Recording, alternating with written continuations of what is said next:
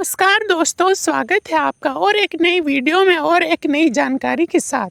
आज हम जानेंगे कि पूजा के समय हमें किन किन बातों का ध्यान रखना चाहिए और ज़रूरी नियम क्या क्या है। दोस्तों, हम सभी पूजा पाठ तो करते हैं, लेकिन कहीं ना कहीं जाने अनजाने में हम ऐसी गलती कर देते हैं जिसकी वजह से हमें पूर्ण फल पूजा का जो है नहीं मिल पाता है। हम जो मंत्र जप करते हैं, पूजा आराधना करते हैं, व्रत करते हैं, तो उसका पूर्ण फल हमें नहीं मिल पाता है। आखिर ऐसा क्यों है? हम क्या गलतियां करते हैं? किस कारण से हमें पूर्ण फल नहीं मिलता है? तो चलिए आज हम इस विषय के बारे में चर्चा करेंगे और जानेंगे। तो चलिए दोस्तों, वीडियो शुरू करने से पहले अगर वीडियो पसंद आए तो वीडियो को लाइक ज़रूर करें, चैनल को सब्सक्राइब अवश्य करें, क्योंकि ऐसे ही नई नई जानकारी इस चैनल पर आती रहती है। और कमेंट भी अवश्य करें और हाँ, अपने दोस्तों के साथ शेयर भी अवश्य करें, क्योंकि सभी लोगों तक यह जानकारी पहुँचे। सबसे पहले पूजा जब हम करेंगे तो सबसे उपरांत अपने ऊपर या पूजा स्थान पर आप गंगा जल या नॉर्मल जल छिड़क सकते हैं। अगर सोमवार और गुरुवार को आप गौमूत्र भी छिड़क सकते हैं, इससे जो है पवित्रता आती है। गौमूत्र जो है गौ माता के मूत्र या गोबर के पानी से थोड़ा आप छिड़क सकते हैं। इससे जो क्या होता है, वातावरण शुद्ध हो जाती है। अगर पूजा के दौरान आप दिया या अगरबत्ती नहीं जलाते हो तो ये भी अच्छा नहीं है, क्योंकि अगरबत्ती जो है एनवायरनमेंट को शुद्ध करता है और दीपक जो है सकारात्मकता का प्रतीक है और उसमें अब देवता निवास करते हैं। और पूजा के दौरान अपने ऊपर भी है जो गंगा जल छिड़कना चाहिए। पूजा जो आप मंत्र करोगे, पूजा करोगे, तो उसमें जो है आसन के ऊपर भी आप जल छिड़क के आसन के ऊपर में बैठ कर के ही पूजा करें, क्योंकि आसन के बिना पूजा करने से पूजा का फल पूर्ण नहीं मिलता है। क्योंकि भगवान इंद्र को वरदान है, कोई भी पूजा या मंत्र जब कर बिना आसन का करता है तो उसका आधा फल जो है इंद्र को मिल जाता है, इंद्र चुरा लेते हैं। तो आपको ये भी ध्यान रखना चाहिए कि पूजा के दौरान आपको आसन में बैठ कर के ही मंत्र जप करना चाहिए या पूजा करना चाहिए। अगर आप पूजा पाठ करते हैं तो सबसे पहले आपको गणेश जी का ध्यान करना चाहिए, गणेश जी का मंत्र जप करना चाहिए, गणेश जी से आशीर्वाद लेना चाहिए, क्योंकि गणेश जी के बिना कोई भी पूजा पाठ या कोई भी कार्य संपन्न नहीं होते हैं। गणेश जी प्रथम पूज्य श्री गणेश है, विघ्नहर्ता सुखहर्ता है। उसके आशीर्वाद के बिना, उसके कृपा के बिना, उसके ध्यान के बिना, उसका मंत्र के बिना, उसके नाम के बिना कोई भी पूजा संपन्न नहीं होती है, कोई भी कार्य संपन्न नहीं होती है। वह मंगल मूर्ति है। अगर आप उसकी पूजा करते हो या उसका ध्यान करके कोई भी कार्य शुरू करते हो या कोई भी पूजा आराधना बड़े कार्य में आप जाते हो तो आपको सफलता निश्चित तय है, आपका सफलता जो है निश्चित है, क्योंकि मंगल मूर्ति जो है वो मंगल मूर्ति है। आपका मंगल ही मंगल होगा। अगर आप पूजा के दौरान में गणेश जी का अगर आप ध्यान नहीं करते तो इससे भी आपको पूर्ण फल नहीं मिलती है, क्योंकि गणेश जी सारे देवी देवता ने वरदान दिया है, कोई भी पूजा गणेश जी के बिना अधूरा है। सबसे पहले गणेश जी की पूजा होगी, उसके उपरांत ही किसी देवी देवता की पूजा होती है। अगर आप पूजा करते हैं तो आपको झूठ नहीं बोलना चाहिए। कई लोग ऐसे होते हैं कि पूजा पाठ तो करते हैं लेकिन 10 लोगों की में बैठ कर के इसके मतलब झूठ बोलते हैं। लेकिन इस बात से आपको परहेज करना है और कुछ झूठ नहीं बोलना है, क्योंकि झूठ बोलना, भगवान के भक्त होकर झूठ बोलना ये बात अच्छी है, और भगवान जो आपके इष्ट है वो आपसे नाराज़ हो सकते हैं और आपको पूर्ण फल नहीं मिलते हैं। अगर पूजा पाठ करते हो, मंत्र जप करते हो, तो आपको किसी के बारे में चुगली नहीं करनी है।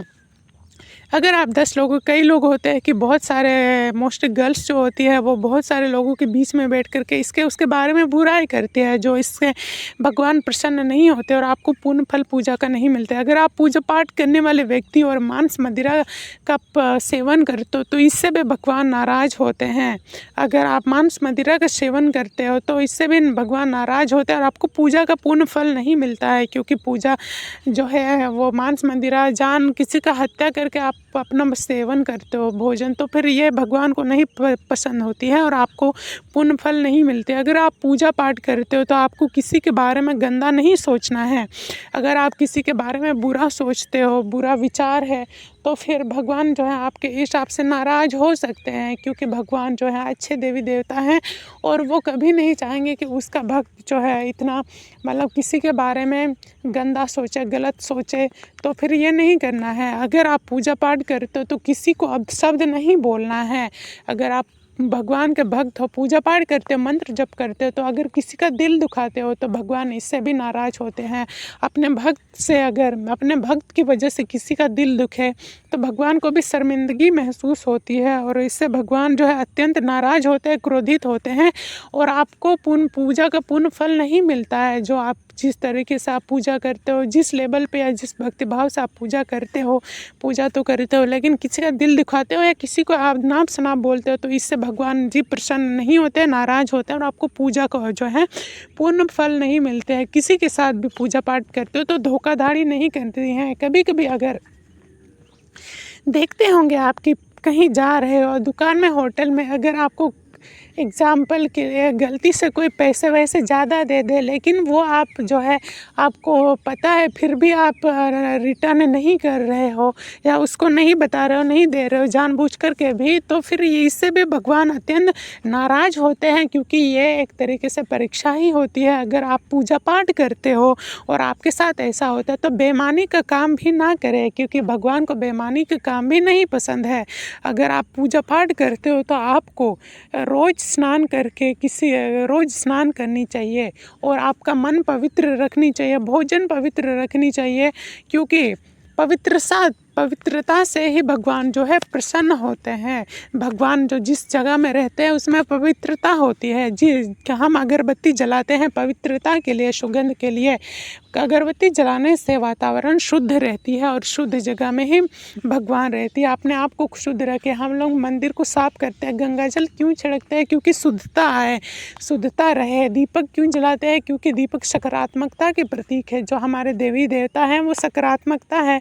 जिस जगह में अच्छा इन्वायरमेंट होगा, जिस जगह में सफाई होगी, शुद्धता होगी, वही भगवान जी जो है निवास करते हैं। अगर आपके घर में कोई भिखारी आए या कोई भी बुजुर्ग महिला आए खाना मांगने के लिए तो आपको अवश्य देना चाहिए।